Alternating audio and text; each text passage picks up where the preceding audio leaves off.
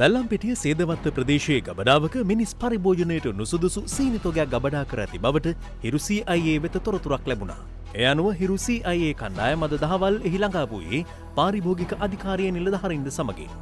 මෙහි ගබඩා කර තිබූ ඇතැම් සීනි තොග වෙනත් උරවලට මාරු කර තිබූ අතර ගබඩාවේ නිලධාරියෙකු පැවසුවේ ආනයනයේදී උරවලට හානි සිදුව තිබූ බවයි.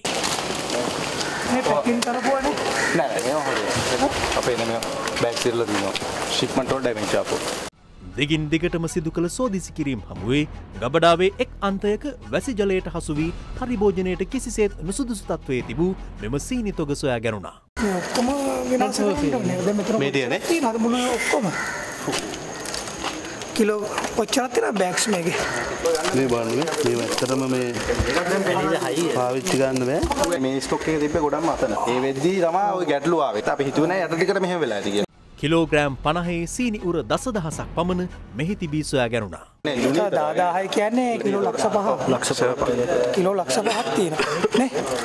මේ කිලෝ ලක්ෂ 5ම අපේ අධිකාරිය යටතට අරගන්න. ඕල්ඩ් පාගේ ස්ටොක් එක. අපිට හම්බුනේ නැත්තම් මේ ටික ලස්සනට අවුරුදු කන්නේ මේක. රස කැවිලි වලට යනවා. මේක අංගලා මෙම ස්ථානයේ තවත් ගබඩාවක් පරීක්ෂා කිරීමේදී මිනිස් පරිභෝජනයට නුසුදුසු ශක්තිජනක පාන තොගයක්ද සොයාගත්තේ මෙලෙසින්. පරිභෝජනයට නුසුදුසු සීනි තොග ගබඩාවට සීල් තැබූ අතර මේ පිළිබඳ වැඩිදුර පරීක්ෂණ ක්‍රියාත්මකයි.